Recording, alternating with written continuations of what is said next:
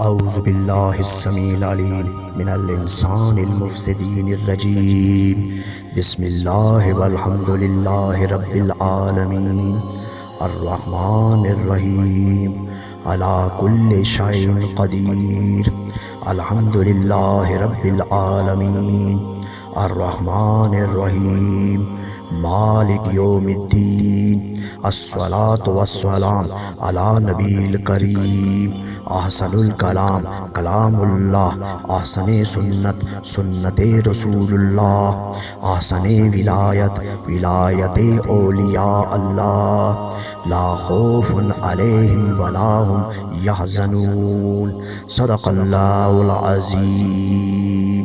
تمام جہانوں، تمام عالم، تمام کائنات کے جاندار اور انسان اور جنات سب کے لیے میں اللہ وحدہ لا شریک سے دعا گو ہوں کہ میرے رب سب کی سلامتی کا خواہ ہوں، سب کی بقا کے لیے آپ سے التجا کرتا ہوں، سب کی آسودگی، خوشحالی، برکتیں اور رحمتیں نازل ہونے کی درخواست کرتا ہوں۔ میرے مالک، یہ تیری مخلوق ہے، میرے مالک تو خالق ہے، تو رب کائنات ہے، ان سب کے لیے میں تجھ سے دعا کرتا ہوں میرے مالک، ان کی غلطیاں، ان کی کوتاہیاں معاف فرما دے میرے مالک، اور ان پہ میں رحم کی اور کرم کی اور فضل کی استدعا کرتا ہوں، دعا کرتا ہوں، کیونکہ میں ان سب کے لیے دعا گو ہوں، آمین۔ میرا اگلا جو القرآن کا موضوع ہے وہ ہے سورۃ آل عمران۔ یہ سورت 2.5 پارے کے بعد تقریباً تیسرے پارے میں شروع ہوتی ہے۔ اس کے 20 رکوع ہیں، 200 آیات ہیں، 3542 الفاظ ہیں، 15336 حروف ہیں، اور یہ بھی مدنی صورت ہے اور جنگ احد کے بعد کے دور میں نازل ہوئی۔ اس کی 83 آیات نجران کے عیسائیوں کے جو ایلچی نبی علیہ السلام کی خدمت میں 9 ہجری میں آئے ان کے بارے میں نازل ہوئی۔ چونکہ اس صورت میں سیدہ مریم علیہ السلام کے آباء و اجداد کا ذکر ہے جو آل عمران تھے، تو اسی لقب سے اس صورت کا نام رکھا گیا۔ اس صورت میں جو خاص مضامین ہیں اور موضوعات ہیں وہ ہیں ایمان، سلام، اسلام کی حمایت اور وسعت میں استقامت و پامردی، یہود و نصارہ سے منطقی مقابلہ، مسلمانوں کے لیے متعدد تربیتی درس، اسلام میں پیش رفت، باطل عقائد کی نفی، جنگ بدر کی فتح کے بعد ہر طرف سے مسلمانوں کی نوزائیدہ ریاست مدینہ منورہ کے خلاف مشرکین کی مخالفت اپنے عروج پر پہنچ گئی تھی۔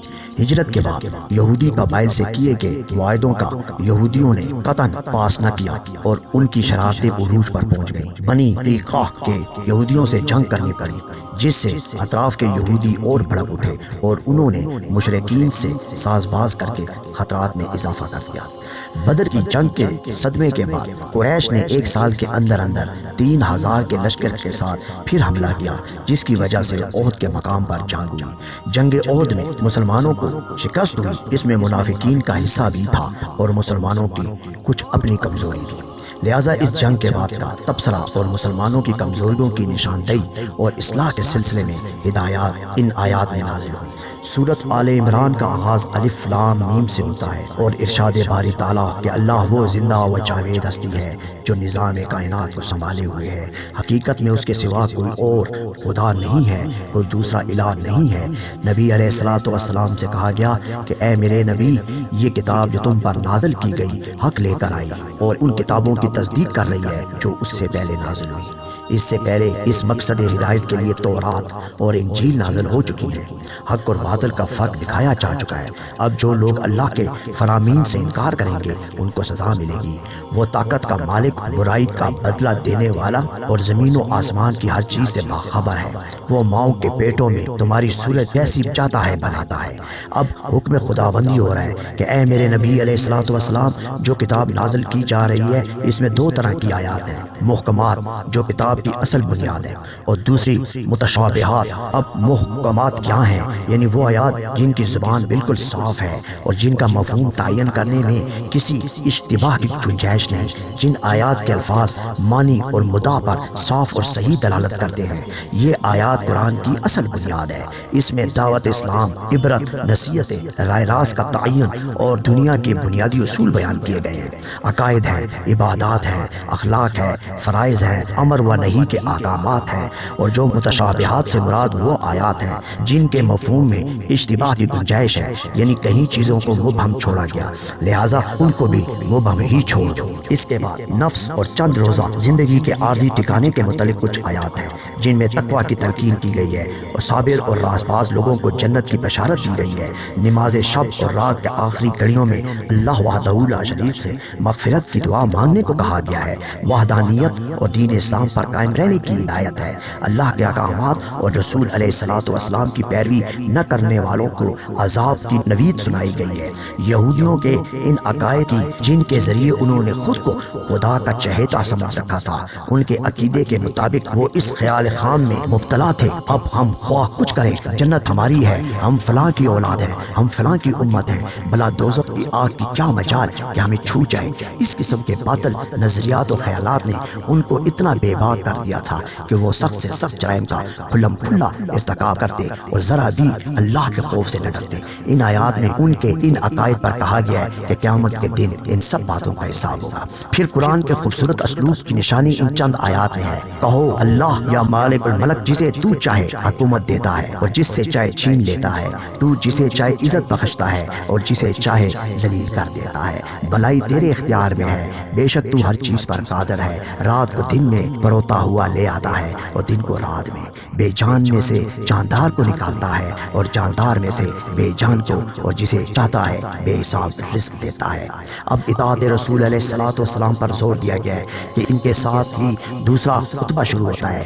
یہ وہ وقت ہے جب نجران کا وفد جو عیسائی آبادی کی 73 بستیوں کی نمائندگی کرتا تھا، فتح مکہ کے بعد مختلف قبائل کے اسلام لانے کے ساتھ ہی وفد کی صورت میں مدینہ پہنچا، اور آپ نے ان آیات کے ذریعے ان کو دعوت اسلام دی۔ ان آیات میں آل عمران کا ذکر آتا ہے کہ عمران کی بیٹی مریم کے بارے میں گفتگو سے اس کا آغاز ہے کہ وہ کس طرح زوجہ عمران نے نظر مانی اور اس کی نظر پوری ہوئی تو وہ پیدا ہونے والے بچے کو بیت المقدس کی خدمت کے لیے وقف کر دے گی۔ وہ حاملہ ہوئی مگر بچے کی جگہ بچی پیدا ہو گئی تو انہوں نے مریم نام رکھا اور پریشان ہو کر کہا کہ اے میرے اللہ، میں نے بچی کو جنم دیا ہے اور تو جانتا ہے کہ بچی لڑکے کے فرائض سر انجام نہیں دے سکتی۔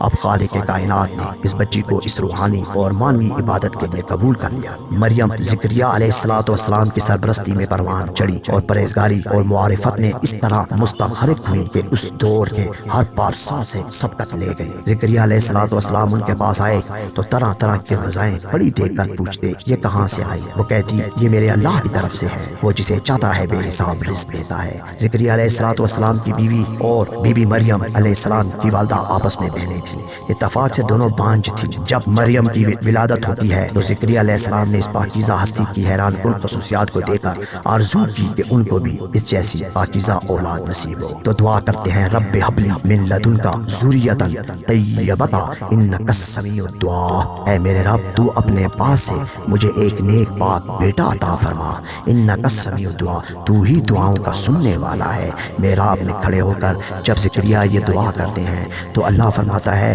اے زکریا میں نے تیری اس دعا کو قبول فرما دیا۔ فرشتوں نے ان کو بشارت دی کہ اللہ وحدہ لا شریک نے ان کی بیوی کے بانج بدن سے یحییٰ کی ولادت کا حکم دے دیا ہے، اور یہ صالحین میں سے ہوگا، رہبر و رہنما ہوگا، حفظ سے دور ہوگا اور مسیح علیہ السلام کی تصدیق کرے گا۔ تو اللہ نے یحییٰ علیہ السلام کو 4 القاب سے نوازا، سیدن، حسورن، نبیًا، صالحًا۔ سیدن یہ سردار ہوگا، حسورن یہ حفظ شہوت سے پاک ہوگا، کسی عورت کو نہیں چھوئے گا، نبیًا یہ تو میرا نبی ہے، صالحًا یہ پاکیزہ ہے، پاک باز ہے، نیک ہوگا۔ زکریا علیہ السلام نے بڑھاپے اور بیوی کے بانج ہونے کا ذکر کیا تو فرمایا اسی طرح اللہ تعالیٰ جو کام کرنا چاہتا ہے انجام دیتا ہے۔ پھر گفتگو کا رخ جو ہے وہ بی بی مریم علیہ السلام کی طرف ہوتا ہے۔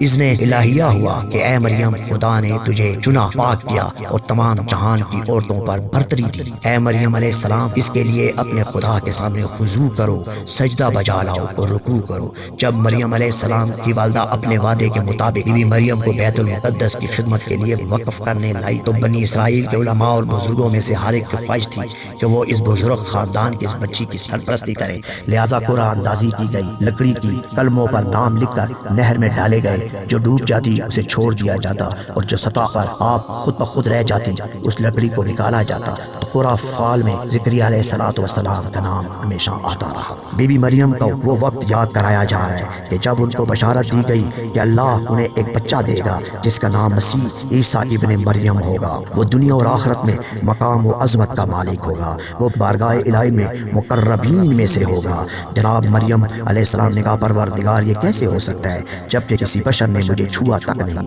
جواب ملا اللہ اسی طرح جسے چاہتا ہے پیدا کرتا ہے، جب وہ کسی چیز کا فیصلہ کرتا ہے تو بس کہتا ہے کن فیکن، ہو جا تو وہ ہو جاتی ہے۔ پھر حضرت مسیح علیہ السلام کی پیدائش ہوئی جنہوں نے پروردگار کی طرف سے معجزات کے ذریعے اندھوں اور برس کے مریضوں کو شفا دی، مردوں کو زندہ کیا، حلال اور حرام کے احکامات دیے، خدا کی اطاعت پر لوگوں کو دعوت دی، مشرکین نے مخالفت کی اور حوارین ان کے مخصوص شاگردوں نے ایمان لایا۔ یہودیوں نے جناب عیسیٰ علیہ السلام کی بھرپور مخالفت کی اور قتل عیسیٰ کی کوشش کی۔ یہ ساری گفتگو نجران کے عیسائیوں کے وفد کے سلسلے میں ہو رہی ہے۔ اب جب عیسائیوں نے پوچھا آپ کیا دعوت دینا چاہتے ہیں تو حکم ہوا کر عیسیٰ کی مثال پیش کر۔ اللہ کے نزدیک آدم کی سی ہے جسے اللہ نے حکم دیا کہ پیدا ہو جاؤ تو وہ مٹی سے تخلیق میں آ گیا۔ اس لیے مسیح کی بے باپ پیدائش کا یہ مقصد ہرگز نہیں کہ یہ الوہیت کی دلیل ہے، یعنی کہ یہ حضرت عیسیٰ ہرگز اللہ کے بیٹے نہ تھے جیسا کہ عیسائیوں کا عقیدہ بن چکا تھا۔